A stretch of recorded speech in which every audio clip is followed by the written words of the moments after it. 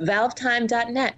Hi, and welcome to a special celebratory episode of ValveTime Top 5. In this episode, we're going to be celebrating 10 years of Half-Life 2 by recapping our favorite moments from the game, much like we did previously for Half-Life 2 Episode 1 and Episode 8, which you should totally check out if you haven't already.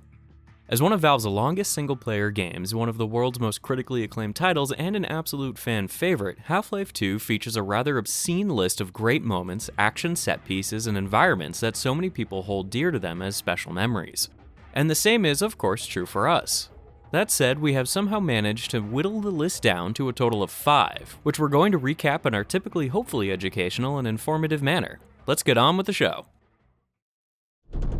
Number 5. We feel there isn't any better way to start off this list than to highlight one of the most memorable action-packed sequences in Half-Life 2, which we're simply going to refer to as Get to the Horse. As the last outdoor sequence in the game, Get to the Horse stands as the culmination of Half-Life 2's street war at the foot of the Citadel, highlighting both the Combine military at its strongest and City 17 at its most damaged and decayed, until Episode 1 that is. It's an extremely large-scale and intense battle taking place throughout numerous damaged and destroyed buildings, which use clever level design to weave the player in, under, around, and on top of buildings while taking out a whole load of Combine soldiers, elites, and even a few striders. For the amount of physical space used, the sequence is an extremely good example of how many of Half-Life 2's environments squeeze out more gameplay than is realistically justified, making for one hell of a fun battle as the player rushes to reach the horse statue on the far side of the street. This sequence also features one of the only examples of destructible cover in Half-Life 2, and while they are heavily scripted, they definitely provide a sense of dynamic and open-ended combat, especially for a game released in 2004. It's an extremely exciting and interesting battle and concludes with a final reunion with Dog, Barney, and the City 17 streets, making it an easy choice for number 5 on our list. Number 4. Our number 4 choice also happens to take on the form of a battle during the City 17 uprising, but don't worry, we'll get more diverse eventually. We decided the entire Nexus sequence during Follow Freeman was a little too much to squash into a single moment, so instead we decided to focus on just Gordon's exit as the player travels across the roof and back down into the streets below. Despite also appearing relatively close to the end of Half-Life 2's Uprising, the sequence feels like one of the first to really take place during a large-scale all-out war as the rooftop and surrounding streets gradually begin to fill with APCs, Striders, soldiers, elites, and rebels, all vying for control as the Combine slowly lose their grip on the city. It's an extremely action-packed sequence which stands as one of the few locations in Half-Life 2 to be reincorporated at some point, this time featuring a destroyed rubble-filled version of the once relatively clean park and streets. Fallen trees, piles of rubble, disabled force fields, destroyed buildings, and ripped-up roadways make room for new cover and pathways not previously found the first time Gordon, Barney, and the rebels passed through it. This provides plenty of opportunities to explore the space in new ways, preventing the sequence from boiling down to a monotonous slog through a recycled map. The totally changed landscape of the outside area also provides an excellent example of just how dangerous the war in City 17 has become, causing a small, albeit important zone to become almost totally destroyed in what is likely only about an hour of in-game time. The scene perfectly foreshadows several to come in Episode 1, including the complete destruction of the inner city by relentless striders in under a day, and the likely reappearance of the Nexus ruins in the distance behind the Citadel, making the sequence even more memorable than it already was for those really paying attention. Number 3. After 2 huge battles at the height of a war between the Combine and the Resistance, it's time to slow things down quite a bit as we revisit Kleiner's lab, the first real narrative-only sequence in Half-Life 2. After being briefly introduced to Kleiner, Barney, and Alex earlier in the game, this scene acts as the first real opportunity to get to know all 3 characters in any real depth as they interact with each other about the Teleporter, Lamar, and the Combine. All of which quickly introduce us to the current state of the new world we find ourselves in and to the first truly characterized characters in the Half-Life universe. Plus, returning Half-Life 1 players are appropriately welcomed into the game by the returning faces of Kleiner and Barney, helping to immediately familiarize them with an otherwise totally alien world. Aside from the short scene with Barney at the train station, the scene also functions as Half-Life 2's first excellent example of the series' still revolutionary approach to narrative sequences, allowing the player to freely explore and examine the various spaces and technologies within Kleiner's detailed lab while still listening in on interesting conversations and then groundbreaking facial animations, without being forced into a static camera position or a controlled cutscene. It's an amazing cinematic technique few games from the past few decades have ever really gotten close to attempting, never mind surpassing, making its main introduction in Half-Life 2 a really easy choice for the number 3 spot on our list. Number 2.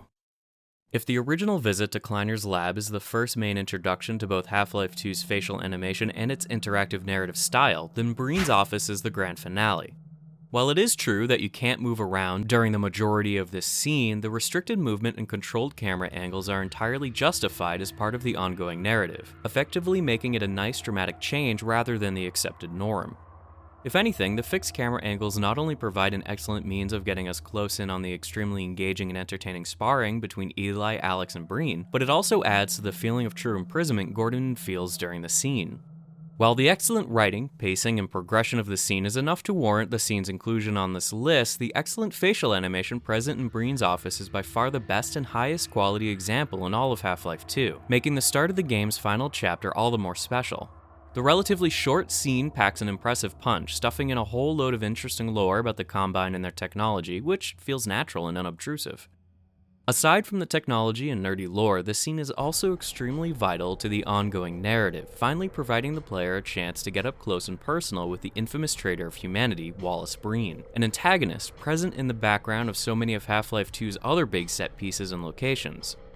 Accompanied by flawless performances from Merle Dandridge, Robert Guillaume, Michelle Forbes, and the late Robert Culp, Breen's arrogance, threats, and attempted manipulations in this scene perfectly set up the rest of the Dark Energy chapter, providing just the right amount of motivation necessary to give chase through the Citadel towards the Dark Fusion Reactor in the game's grand finale. Number 1. So far, our list has been filled with large-scale action sequences and entirely narrative-focused character-driven scenes, but our first choice thankfully fits into neither of these categories. It's likely no surprise to anyone watching this that the Trainstation Plaza from the introductory sequences of point insertion is able to top the list. What would our last option have been without so much excellent build-up, and nowhere is that more apparent than at the top of the train station steps. Given that the scene appears in the opening few minutes of Half-Life 2, it appears as the first view of the exterior world since Gordon entered the Lambda core in Half-Life 1, showing off City 17, large-scale Combine technology, the Citadel, and the true nature of humanity's enslavement all in one swift opening of 2 doors. As explained in some of Valve's commentary of the scene, the purposeful overlapping position of Breen's monitor and the Citadel in the center of the city's horizon provides an excellently subtle hint regarding the future of the game and where Gordon will end up after 3 days of traveling, immediately drawing the player's attention to it and getting them familiar with the Combine's Earth headquarters. Aside from great foreshadowing, a visually pleasing scene, and a bunch of important introductions, the location and its original appearance are also vital to the game's story for several other reasons, many of which relate to its reappearance later during the Anti-Citizen 1 chapter of the Uprising. Given how far Gordon travels away from City 17 during the first 2 days of the game, it brings his journey full circle to revisit the first outdoor locations he saw. While revisiting the plaza isn't on our list, the amount of destruction and lockdown present in the second version of the map perfectly demonstrates the immense impact that Gordon and the player's actions have had on the world of Half-Life 2 since their arrival only 1 week earlier. The original plaza sequence has become one of the most iconic and well-loved sequences over the past 10 years, helping to make it an undeniable choice for our favorite moment from Half-Life 2. And that concludes the list of our best moments from Half-Life 2. It was hard to really nail down our top choices for such a long and extremely well-executed game, so we're pretty confident you'll have a list that looks completely different than ours, so go ahead and leave a comment below letting us know what you personally would have stuck on this list and why. For now, don't forget to subscribe to our YouTube channel, to follow us on Facebook and Twitter, and to join the conversation over on the ValveTime.net forums. If you enjoyed these kinds of videos, be sure to share them with your friends and to check out previous episodes of ValveTime Top 5, as well as the rest of our Half-Life 2 10th anniversary videos. Thanks for watching, and bye for now.